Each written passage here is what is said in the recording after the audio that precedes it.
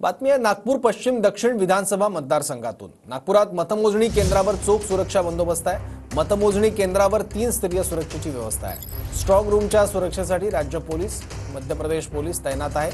EVM नेणाऱ्या वाहनावर दगडफेक झाल्याने यंत्रणा अलर्ट आहे।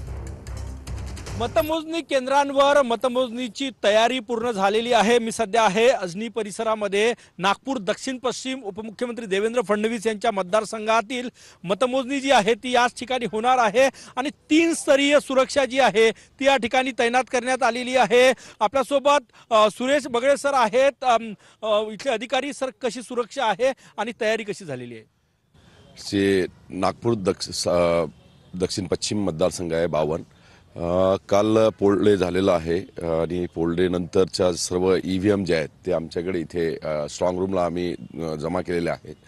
आता पुढची तयारी जी आहे ती काउंटिंगची आहे, जी काउंटिंग आता 23 नोव्हेंबरला आहे।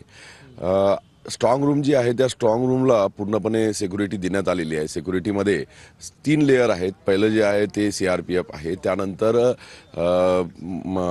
याचे मध्य प्रदेशकडून आलेले याची सीआरपी आहे आणि नंतर आपले स्टेट पोलीसची अशी 3 लेयरमध्ये इथे स्ट्रॉंग रूमला पूर्ण सुरक्षा देण्यात आलेली आहे चारही बाजूनी। आणि पूर्णपणे सीसीटीव्ही सर्वायन्स आहे। पूर्णपणे कॅमेरामध्ये अंडर कॅमेरा हा परिसर आहे। की पहिला कॉल कधीपर्यंत येईल? किती वाजता मतमोजणीला सुरुवात होईल? मतमोजणीला सुरुवात जी आहे 23 तारखेला सकाळी 8 वाजता शार्प सुरू होईल। सुरुवातीला बॅलेट पेपरची मतमोजणीला सुरुवात होते, नंतर ईव्हीएमची मतमोजणी सुरू होते। तर जो राऊंड आहे तो पहिला 2 राऊंडपर्यंत एक 11-12 वाजेपर्यंत व्यवस्थितरित्या राऊंड आपल्यापर्यंत माहिती मिळू शकते। सर, काल ईव्हीएमच्या गाडीवर दगडफेक झाली मध्य नागपूरमध्ये, त्या पार्श्वभूमीवर यंत्रणा अलर्टवर आहे?